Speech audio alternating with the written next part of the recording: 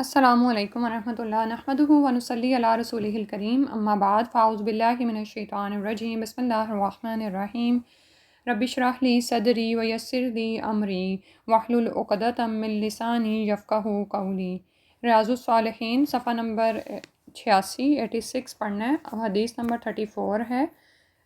وعن انس رضی اللہ عنہ قال سمعت رسول اللہ صلی اللہ علیہ وسلم یقول، حضرت انس رضی اللہ عنہ بیان کرتے ہیں کہ میں نے رسول اللہ صلی اللہ علیہ وسلم کو یہ فرماتے ہوئے سنا، ان اللہ عز و جل قال، بے شک اللہ عز و جل بہت ہی بزرگی اور عظمت والا فرماتا ہے۔ حدیث قدسی ہے، کیونکہ جب رسول اللہ صلی اللہ علیہ وسلم اللہ سبحانہ و تعالیٰ کے اس طرح قول سے روایت کرتے ہیں تو اس کو حدیث قدسی کہا جاتا ہے۔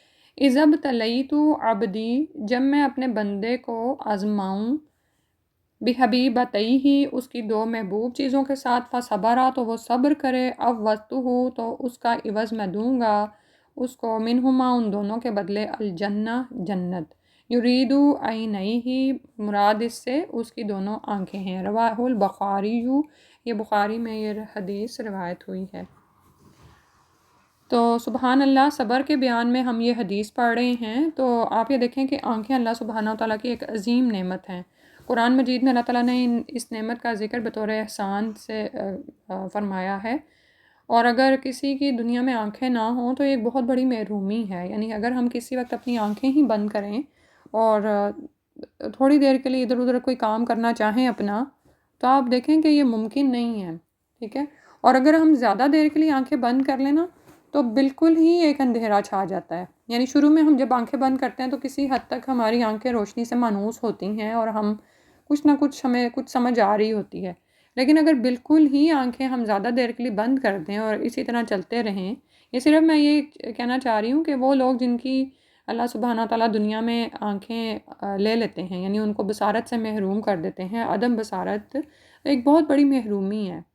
لیکن ہمارے پاس کتنی بے شمار نعمتیں ایسی ہیں کہ ہم اس کی قدر نہیں کرتے، اور آنکھوں کی ایک اتنی بڑی نعمت بھی ایسی ہی نعمت ہے جس کی ہم اس طرح سے قدر نہیں کر رہے ہوتے۔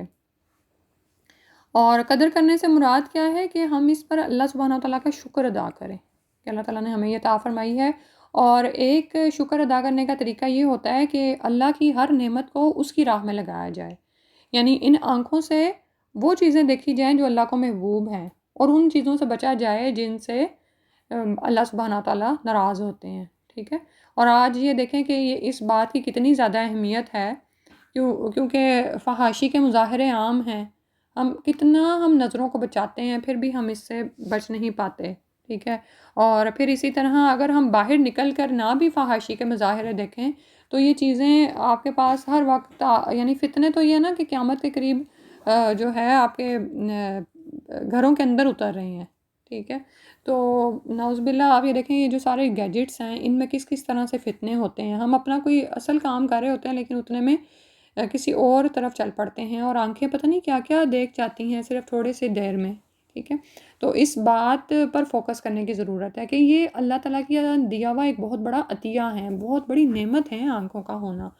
اور پھر ایسا کہ اگر کسی کی بینائی چلی جائے تو یعنی تو پھر وہ اس طرح سے لٹائی بھی نہیں جا سکتی، ٹھیک ہے۔ حتیٰ کہ آپ یہ دیکھیں کہ نظر کی جو کمزوری ہے اس میں ہی آپ دیکھیں کہ اللہ ماشاء اللہ ہم واپسی تو نہیں ہوتی بلکہ آگے آگے تنزلی ہی ہوتی ہے۔ مثلا اگر کسی شخص کی آئی سائٹ ویک ہو جاتی ہے اور اس کو اینک لگ جاتی ہے تو آپ نے دیکھا ہوگا کہ عموماً کیا ہوتا ہے، نمبر بڑھتا چلا جاتا ہے نا، ٹھیک ہے۔ پہلے جو ہے اس کا کم نمبر ہوتا ہے، پھر زیادہ ہوتا چلا جاتا ہے، اس طرح بڑھاپے کے قریب تو بالکل ہی بصارت جو ہے اس طرح کی نہیں رہتی جیسے جوانی میں اللہ تعالیٰ نے عطا کی ہوتی ہے۔ اور اسی لیے جوانی کی نعمتوں کا زیادہ پوچھ ہے نا کہ جوانی میں پھر اپنی جو اللہ تعالیٰ نے ہمیں نعمتیں دی ہیں وہ کہاں لگائیں۔ اور خاص طور پر اب یہ دیکھیں یہاں پر جو ہم جس بارے میں بات کریں وہ آنکھیں ہیں، ٹھیک ہے۔ اور اللہ نہ کرے اگر کسی کی چلی جائیں تو صبر کے باب میں، کیونکہ مومن سے دو ہی کام تو مطلوب ہیں کہ اگر اس کو کوئی نعمت ملی ہے تو اس پر شکر ادا کرے، یعنی اللہ سے ہی جڑا رہے، اور اگر اس سے وہ نعمت چھن جاتی ہے، لے لی جاتی ہے، تو اس پر صبر کرے، یعنی وہ بھی کیا ہے کہ اللہ سے جڑا رہے، ٹھیک ہے۔ تو اللہ تعالیٰ جو ہمیں ثواب عطا کرتے ہیں نا وہ بقدر مشقت عطا کرتے ہیں، یعنی دنیا میں جتنی زیادہ مشکل مراحل سے گزارا جاتا ہے نا انسان کو، اتنا ہی اس کو آخرت میں اس کا ثواب ہے۔ مومن کو تو ایک کانٹا بھی چھپتا ہے تو اس پر اس کو اجر ملتا ہے نا، تو انبیاء کو سب سے زیادہ آزمائشوں سے گزارا جاتا ہے، مشکل حالات سے۔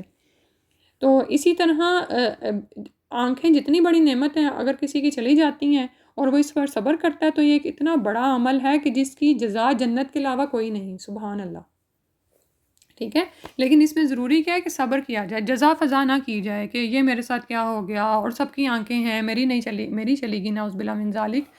اللہ سبحانہ تعالیٰ محفوظ فرمائے، عافیت میں رکھے.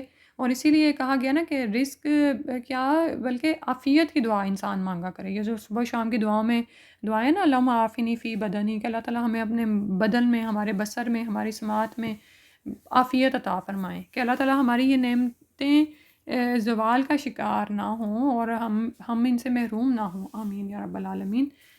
تو اب یہاں پر خاص طور پر ایک اور بات جو انہوں نے لکھی ہوئی ہے کہ نابینا ایمان کی دولت سے مانا مال ہو. یعنی ظاہر کافر تو ایمان ہی نہیں رکھتا تو وہ جنت میں کیا جائے گا. تو کوئی ایمان والا ہی ہے جس سے اگر یہ دولت چھن جاتی ہے اور وہ اس پر صبر کرتا ہے تو اس کو اس کے بدلے میں جنت ہی عطا ہو سکتی ہے. پھر اگلی حدیث پڑھتے ہیں، حدیث نمبر 35 ہے. وَعَنْ عَطَاء ابن ابی رباح قال قال لی ابن عباس رضی اللہ عنہما. عطاء بن ابی رباح کہتے ہیں کہ حضرت ابن عباس رضی اللہ عنہ نے مجھ سے فرمایا، الا اریک امرأۃ من اہل الجنہ، کیا میں تجھے جنتی عورت نہ دکھلاؤں؟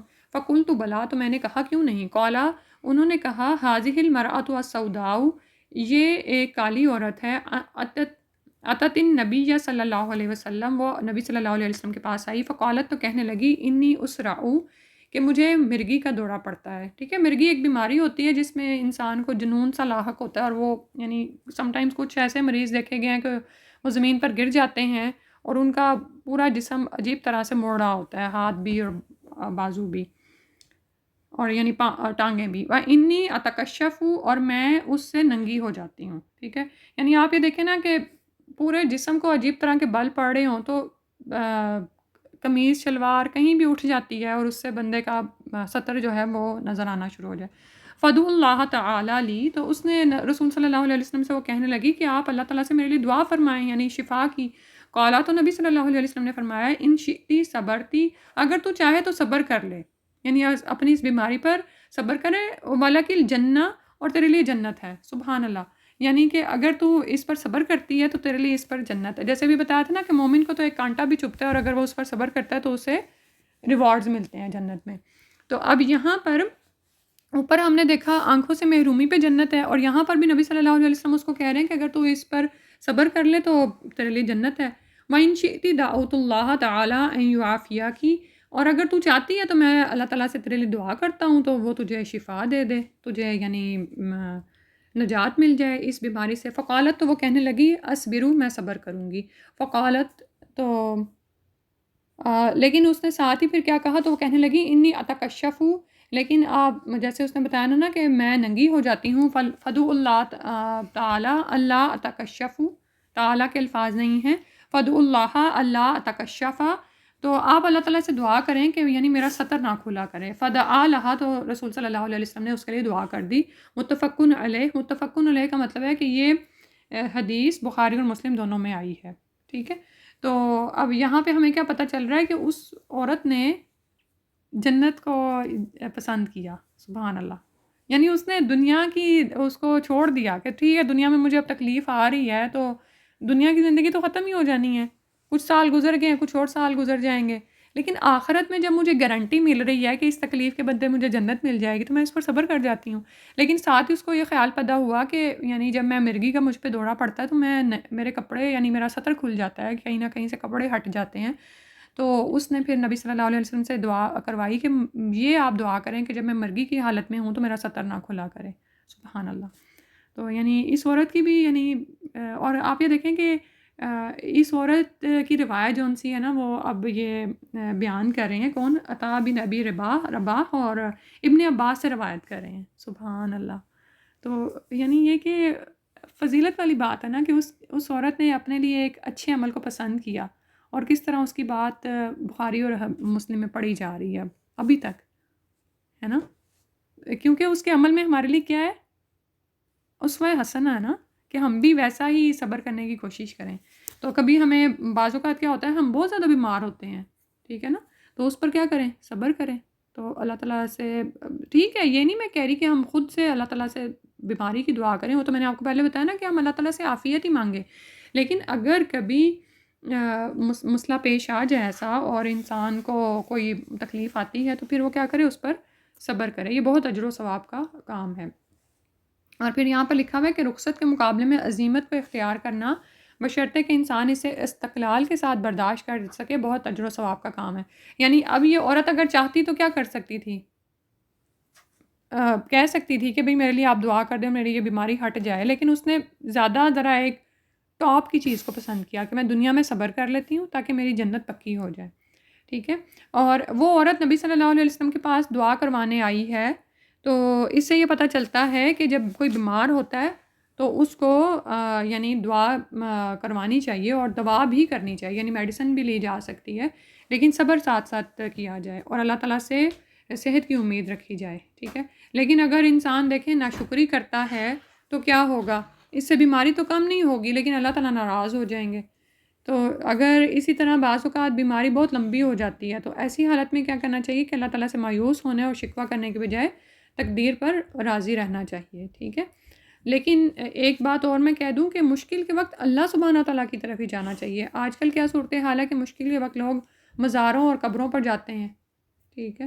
اور حالانکہ ہم یہاں پر دیکھ رہے ہیں کہ وہ جب وہ عورت نبی صلی اللہ علیہ وسلم کے پاس آئی تو اس نے یہ نہیں کہا کہ نبی صلی اللہ علیہ وسلم آپ مجھے ٹھیک کر دیں، بلکہ اس نے کہا کہ اللہ سے دعا کریں، ٹھیک ہے۔ یہ اس بات پہ بھی فوکس کرنے کی ضرورت ہے، کیونکہ اس عورت کا پتہ تھا کہ رسول ٹھیک ہے ان کا اپنا ایک مقام ہے، لیکن کوئی انسان کوئی رسول بھی کسی انسان کو صحت نہیں دے سکتا، ٹھیک ہے۔ صحت اللہ سبحانہ وتعالیٰ ہی عطا فرماتے ہیں، ہر طرح کے اختیارات اللہ کے پاس ہی ہیں، وہی مشکلات کو کھولنے والا ہے، وہی مختار کل ہیں، ٹھیک ہے، ان کے علاوہ کوئی حاجت روا نہیں ہے۔